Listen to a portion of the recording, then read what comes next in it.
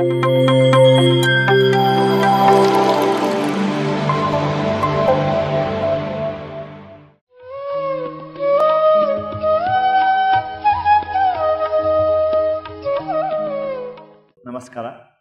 ಮತ್ತು ಇಲ್ಲಿ ವೇದಿಕೆ ಮೇಲೆ ಇರುವಂಥ ಎಲ್ಲ ಆತ್ಮಬಂಧುಗಳು ಮಾಸ್ಟರ್ಸ್ಗೂ ಮತ್ತೆ ನಮಸ್ಕಾರ.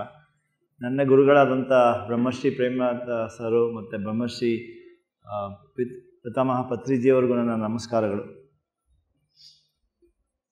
ಸ್ನೇಹಿತರೆ, ಈಗ ನಿಮ್ಮಲ್ಲಿ ಇಷ್ಟು ಜನ ಇಲ್ಲಿ ಕೂತಿದ್ದೀರಾ, ಇಷ್ಟು ಮಾಸ್ಟರ್ಸ್ ಕೂತಿದ್ದೀರಾ, ಎಷ್ಟು ಜನ ದಿನನಿತ್ಯ ಧ್ಯಾನ ಮಾಡ್ತಾ ಇದ್ದೀರಾ? ದಿನನಿತ್ಯ ಧ್ಯಾನ ಮಾಡೋರು ಎಷ್ಟು ಜನ ಇದ್ದೀರಾ? ಓಕೆ. ಸೊ ದಿನನಿತ್ಯ ನಿಮ್ಮ ವಯಸ್ಸೆಷ್ಟು ಅಷ್ಟು ನಿಮಿಷ ಧ್ಯಾನ ಮಾಡೋರು ಎಷ್ಟು ಜನ ಇದ್ದೀರಾ? ಸೊ ನಿಮ್ಮ ವಯಸ್ಸೆಷ್ಟು ಅಷ್ಟು ನಿಮಿಷ ಧ್ಯಾನ ಮಾಡೋದು. ಸೊ ಯಾಕೆ ಇದು ಕೇಳ್ತಾ ಇದ್ದೀನಿ ಅಂದರೆ, ನಮಗೆ ಇಲ್ಲಿ ಸೇರಿರೋವಂಥ ಒಂದು ಉದ್ದೇಶ ಏನಂದರೆ ಧ್ಯಾನದ ಒಂದು ಮಹಿಮೆ, ಧ್ಯಾನದ ಮಹತ್ವವನ್ನು ತಿಳ್ಕೊಳ್ಬೇಕು ಅನ್ನೋದು ಇಂಪಾರ್ಟೆಂಟ್. ಇದು ಪಿರಮಿಡಲ್ಲಿ ಕೂತಿದ್ದೀವಿ ಅಂತ ಹೇಳಿದ್ರೆ ಪಿರಮಿಡ್ ಎನರ್ಜಿನ ತೊಗೊಳ್ಳೋವಂಥದ್ದು ತುಂಬ ಮುಖ್ಯವಾದದ್ದು.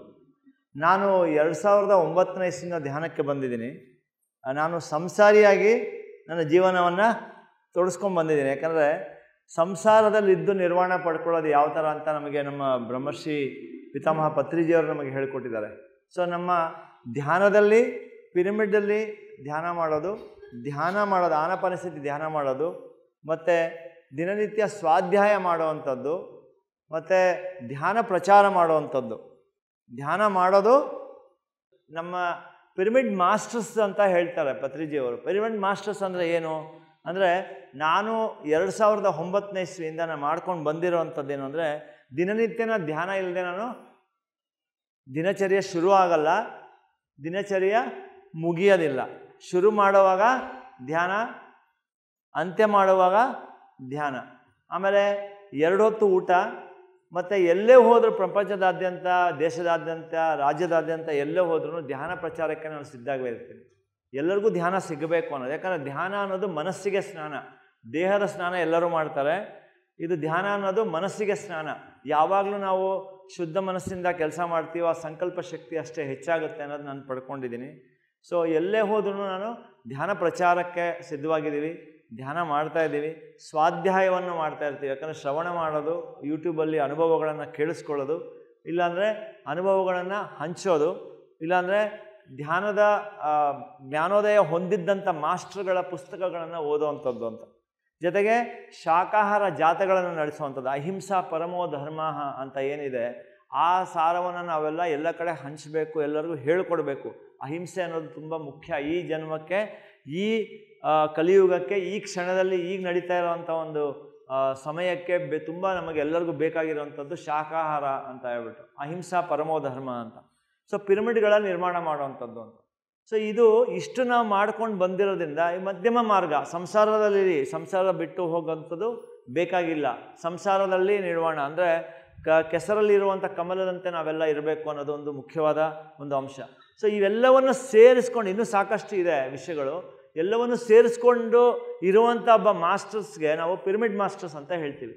ಸೊ ನಾನು ಸುಮಾರು 14 ವರ್ಷದಿಂದ ಈ ಧ್ಯಾನವನ್ನು ಮಾಡಿಕೊಂಡು ನನ್ನ ಜೀವನವನ್ನು ಬದಲಾವಣೆ ಮಾಡಿಕೊಂಡು ಎಲ್ಲ ಥರ ಆರೋಗ್ಯವನ್ನು ನಾನು ಪಡ್ಕೊಂಡಿದ್ದೀನಿ ಅಂತ ಗರ್ವದಿಂದ ನಾನು ಹೇಳ್ಕೊಬೋದು. ಏನಂದರೆ ದೈಹಿಕ ಆರೋಗ್ಯ, ಮಾನಸಿಕ ಆರೋಗ್ಯ, ಆಧ್ಯಾತ್ಮಿಕ ಆರೋಗ್ಯ, ಮತ್ತು ಸಾಮಾಜಿಕ ಆರೋಗ್ಯ, ಆರ್ಥಿಕ ಆರೋಗ್ಯ, ಈ 5ನ್ನು ನಾವು ಪಡ್ಕೊಂಡಿದ್ದೀನಿ. ಯಾವುದೇ ಕಷ್ಟ ಅನ್ನೋ ಪದಕ್ಕೆ ನನಗೆ ಅದು ಡಿಕ್ಷನರಿಯಲ್ಲೇ ಇಲ್ಲ ಅಂತ ಹೇಳ್ಬೋದು. ಮತ್ತು ಅಧೈರ್ಯ ಮತ್ತು ಭಯ ಅನ್ನೋದು, ಈ ಅಭಯ ಅನ್ನೋದು ನಮಗೆ ಧ್ಯಾನ ಮಾಡೋಕ್ಕೆ ಶುರು ಮಾಡಿದಾಗಿಂದನೂ ಸಿಕ್ಬಿಟ್ಟಿದೆ. ಸೊ ಇದನ್ನು ಇನ್ನೂ ಹೇಳೋದು ಸಾಕಷ್ಟಿದೆ ಅನುಭವಗಳು ಅಂತ ಹೇಳ್ಬೋದು. ಬಟ್ ನಾನು ಎಲ್ಲವನ್ನೂ ಒಂದು ಮುಷ್ಟಿ ಅಂತ ಹೇಳ್ತೀವಲ್ಲ, ಈ ಎಲ್ಲ 5 ಆರೋಗ್ಯವನ್ನು ನಾವೆಲ್ಲರೂ ಪಡ್ಕೋಬೋದು. ಏನು ಬೇಕಾಗಿರೋದು ದಿನನಿತ್ಯ ಮನಸ್ಸಿಗೆ ಸ್ನಾನ, ಧ್ಯಾನ ಸಾಧನೆ, ಸ್ವಾಧ್ಯಾಯ, ಧ್ಯಾನ ಪ್ರಚಾರ, ಧ್ಯಾನಕ್ಕೆ ಸ್ವಾಧ್ಯಾಯ ಮಾಡುವಂಥದ್ದು ಮುಖ್ಯ ಅಂಬಡಿ. ಸೊ ಒಂದು ಸಂಕ್ಷಿಪ್ತವಾಗಿ ಹೇಳಬೇಕು ಅಂತ ಹೇಳಿದ್ರೆ, ಪಿರಮಿಡ್ ಮಾಸ್ಟರ್ಸ್ ಅಂದರೆ ಯಾರಪ್ಪ ಅಂತ ಹೇಳಿದ್ರೆ, ಫಸ್ಟು ಬುದ್ಧನ ಸೇರಿಸಿದ್ರೆ, ಗಾಂಧೀಜಿನ ಸೇರಿಸಿದ್ರೆ, ವಿವೇಕಾನಂದ ಅವರ ಸೇರಿಸಿದ್ರೆ, ರಾಮಕೃಷ್ಣ ಅವ್ರನ್ನ ಸೇರಿಸಿದ್ರೆ, ಶಂಕರಾಚಾರ್ಯ ಅವ್ರನ್ನ ಸೇರಿಸಿ ಜ್ಯೂಸಲ್ಲಿ ಹಾಕ್ಕೊಂಡು ಆ ಜ್ಯೂಸನ್ನು ತೆಗೆದ್ರೆ ಏನು ಸಿಗುತ್ತೋ ಅದೆಲ್ಲರೂ ಸೇರಿ ಪಿರಮಿಡ್ ಮಾಸ್ಟರ್ಸ್ ಅಂತ ಹೇಳ್ಬೋದು. ಯಾಕಂದರೆ ಪತ್ರಿಜಿಯವರು ನಮಗೆ ಹೇಳ್ಕೊಟ್ಟಿರೋದು ಏನಂದರೆ, ಈ ಎಲ್ಲರ ಸಾರವನ್ನು ಹರಿದು ನಮಗೆ ಜ್ಯೂಸಾಗಿ ನಮಗೆ ಪ್ರಿನ್ಸಿಪಲ್ಸ್ನ ಕೊಟ್ಬಿಟ್ಟಿದ್ದಾರೆ. ಏನು ಧ್ಯಾನ ಮಾಡೋದು, ಬುದ್ಧನ ಥರ ಧ್ಯಾನ ಮಾಡು, ಶಿವನ ಥರ ಧ್ಯಾನ ಮಾಡು. ಅಂದರೆ ಶಿವ ಆದ್ವೆ ನಾನು, ಬುದ್ಧನೂ ಆದೆ. ಗಾಂಧೀಜಿ ಏನು ಹೇಳಿದ್ರು? ಅಹಿಂಸೆಯನ್ನು ಸಾಧಿಸಿದ್ರು. ಅಹಿಂಸಾ ಪರಮೋ ಧರ್ಮ ಅಂತ ಹೇಳಿದ್ರು, ಸೇವೆ ಮಾಡು ಅಂತ ಹೇಳಿದ್ರು, ಸತ್ಯ ಮಾರ್ಗದಲ್ಲಿ ನಡೆಯಿದ್ರು ಅಂದರು. ಸೊ ಪಿರಮಿಡ್ ಮಾಸ್ಟರ್ಸ್ ಎಲ್ಲ ಏನು ಮಾಡ್ತಾ ಇದ್ದೀವಿ? ಶಾಕಾಹಾರ ಜಾತಿಗಳನ್ನು ನಡೆಸ್ತಾ ಇದ್ದೀವಿ. ಅಹಿಂಸಾ ಮಾರ್ಗಕ್ಕೆ ಬನ್ನಿ ಅಂತ ಹೇಳ್ತೀವಿ, ಮಾಂಸಾಹಾರನ ಬಿಡಿ ಅಂತ ಎಲ್ಲರ ಕಡೆ ಸಾಧಿಸೋ ಧೈರ್ಯವಾಗಿ ಹೇಳ್ತಾ ಇದ್ದೀವಿ. ಸೊ ಅವಾಗ ಏನಾಯಿತು? ನಾವು ಗಾಂಧೀಜಿಗಳಾದ್ವಿ, ವಿವೇಕ ಜ್ಞಾನ ಉಂಟು ಮಾಡ್ಕೊಂಡ್ವಿ. ಏನು ವಿವೇಕದಿಂದ ನಡೆಯೋದು? ವಿವೇಕಾನಂದರು ಏನು ಹೇಳೋದು? ಧೈರ್ಯದಿಂದ ಜೀವನ ಮಾಡಬೇಕು, ಅಧೈರ್ಯ ಬೇಡ ನಮಗೆ, ಅಭಯದಿಂದ ಜೀವನ ಮಾಡಬೇಕು. ಅಂದರೆ ನಾವೆಲ್ಲ ಧೈರ್ಯಶಾಲಿಗಳಾದ್ವಿ. ಎಲ್ಲೇ ಹೋದ್ರು ನಾವು ಸ್ಟೇಜಲ್ಲಿ ಈಗ ನಿಂತು ಮಾತಾಡೋಷ್ಟು ಒಂದು ಕ್ಷಮತೆ ನಮ್ಮಲ್ಲಿ ಬಂದಿದೆ ಅಂದರೆ ಆ ಧೈರ್ಯ ನಮ್ಮಲ್ಲಿ ಇದ್ದರೆ ಬರೋಕ್ಕಾಗಿ ಸಾಧ್ಯ ಹೊರತು ಬೇರೆ ಏನು ಸಾಧ್ಯ ಇಲ್ಲ ಅಂತ ಹೇಳ್ಬೋದು. ಆಮೇಲೆ ಶಂಕರಾಚಾರ್ಯರು ಅಂತ ಹೇಳ್ಬೋದು, ರಾಮಕೃಷ್ಣ ಪರಮಹಂಸರು ಅಂತ ಹೇಳ್ಬೋದು. ಅಂದರೆ ನಮ್ಮನ್ನು ನಾವು ದೇವರು ಅಂತ ನೋಡ್ತೀವಿ, ಬೇರೆಯವ್ರನ್ನು ನಾವು ಸಕಲ ಜೀವರಾಶಿಗಳನ್ನು ಎಲ್ಲರಲ್ಲೂ ದೈವತ್ವವನ್ನು ಕಾಣುವಂಥದ್ದು, ಆತ್ಮದ ಶಕ್ತಿಯನ್ನು ನಾವು ಕಾಣುವಂಥ ಒಬ್ಬ ಮಾಸ್ಟರ್ಸ್ ನಾವು ಹೇಳ್ಬೋದು ಮಾಸ್ಟರ್ಸ್.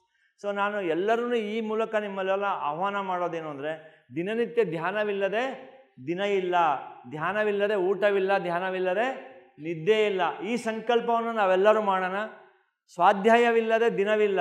ನನಗೆ ಒಂದೊಂದು ಸತಿ ಏನಾಗುತ್ತೆ ಅಂದರೆ, ಒಂದು ಪುಟ ನಾನು ಓದಬೇಕು ಅಂತ ಹೇಳಿದ್ರು ನನಗೆ ಹೇಳ್ಕೊಳ್ಳೋಕೆ ನಾಚಿಕೆ ಆಗಲ್ಲ. ಬಟ್ ನಾನು ಹೊಟ್ಟೆ ಖಾಲಿ ಮಾಡ್ಕೊಳ್ಳೋಂಥ ಸನ್ನಿವೇಶದಲ್ಲೂ ನಾನು ಪುಸ್ತಕ ಓದೋಕ್ಕೆ ಅಭ್ಯಾಸ ಮಾಡ್ಕೊಂಡಿದ್ದೀನಿ. ಅಕಸ್ಮಾತ್ ಸಮಯ ಸಿಗಲಿಲ್ಲ ಅಂದರೆ ಫ್ಲೈಟಲ್ಲಿ ಕೂತ್ಕೊಂಡ್ರು ನಾವು ಓದ್ತೀನಿ. ಸೊ ಇದನ್ನು ನಾವು ದಿನನಿತ್ಯ ಸ್ವಾಧ್ಯಾಯವನ್ನು 1 ಪೇಜ್ ಆದರೂ ನಾವು ಓದಬೇಕು, ಜ್ಞಾನದ ಮಾತುಗಳನ್ನು ಅಂತ. ಆಮೇಲೆ ಧ್ಯಾನ ಮಾಡೋವಂಥದ್ದು, ಎಲ್ಲೇ ಹೋದರೂ ಶಾಕಾಹಾರವನ್ನು ಮಾಡೋವಂಥದ್ದು ನಾವೆಲ್ಲ ಸಂಕಲ್ಪ ತೊಟ್ಕೊಳ್ಳೋಣ. ಪಿರಮಿಡ್ ಎನರ್ಜೀಸ್ಗಳನ್ನು ನಾವು ಮತ್ತಷ್ಟು ಈ ಥರ ನಿರ್ಮಾಣ ಆಗಲಿ, ನಾರಾಯಣ ಮಾಡಿರುವಂಥ ಈ ಅದ್ಭುತ ಪಿರಮಿಡ್ ಇನ್ನಷ್ಟು ಪ್ರಜ್ವಲವಾಗಿ ಬೆಳಗಲಿ, ಈ ಗ್ರಾಮಕ್ಕೆಲ್ಲರಿಗೂ ಒಳ್ಳೆಯದಾಗಲಿ ಅಂತ ನಾನು ಹೇಳ್ತಾ ನನ್ನ ಮಾತುಗಳನ್ನು ಮುಗಿಸ್ತೀನಿ. ತುಂಬ ಧನ್ಯವಾದಗಳು ಸರ್. PMC ಕನ್ನಡ ಚಾನೆಲ್ ಅನ್ನು ಲೈಕ್ ಮಾಡಿ, ಶೇರ್ ಮಾಡಿ, ಸಬ್ಸ್ಕ್ರೈಬ್ ಮಾಡಿ ಮತ್ತು ಮಾಡಿಸಿ. ಎಲ್ಲರಿಗೂ ಧನ್ಯವಾದಗಳು.